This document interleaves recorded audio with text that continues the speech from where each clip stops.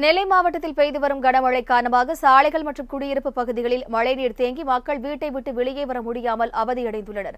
கூடுதல் விவரங்களை செய்தியாளர் சரவணன் வழங்க கேட்கலாம். வணக்கம் சரவணன், உங்களுடைய விவரங்களை பதிவு பண்ணுங்க. கன்னியாகுமரி மாவட்டத்தில் ஏற்பட்டுள்ள ஒற்றை வளிமண்டல சுழற்சியின் காரணமாக நெல்லை, தென்காசி, தூத்துக்குடி, கன்னியாகுமரி ஆகிய மாவட்டங்களில் இன்று அதிகாலை முதலே மிக கனமழை பெய்து வருகிறது. குறிப்பாக சொல்ல வேண்டுமேயானால் பாபநாசம் சேர்வலையிலிருந்து சுமார் 3000 கனஅடிக்கு மேலாக தண்ணீரை திறந்துவிடப்பட்டிருக்கிறார்கள். இதன் காரணமாக தாமிரபரணி ஆற்றில் கடும் வெள்ளப்பெருக்கு ஏற்பட்டுள்ளதாகவும் ஆற்றங்கரையில் இருக்கக்கூடிய பொதுமக்கள் பாதுகாப்பு செல்ல வேண்டும் என்று மாவட்ட ஆட்சியர் அறிவித்திருக்கிறார். அது மட்டுமல்லாமல் நெல்லை மாநகர பகுதியை பொறுத்தவரைக்கும் பாளையங்கோட்டை மார்க்கெட், சமாதானபுரம், கேடிஎஸ் நகர் ஆகிய பகுதிகளில் கடும் வெள்ளப்பெருக்கு ஏற்பட்டிருக்கிறது. மேலும் புறநகர் பகுதியிலான ஏர்வாடி, களக்காடு, தலையணை ஆகிய பகுதியில் மிக கடுமையான வெள்ளப்பெருக்கு ஏற்பட்டிருக்கிறது. காலையில் துவங்கியது கனமழையானது தற்போது வரை நீடித்து வருகிறது.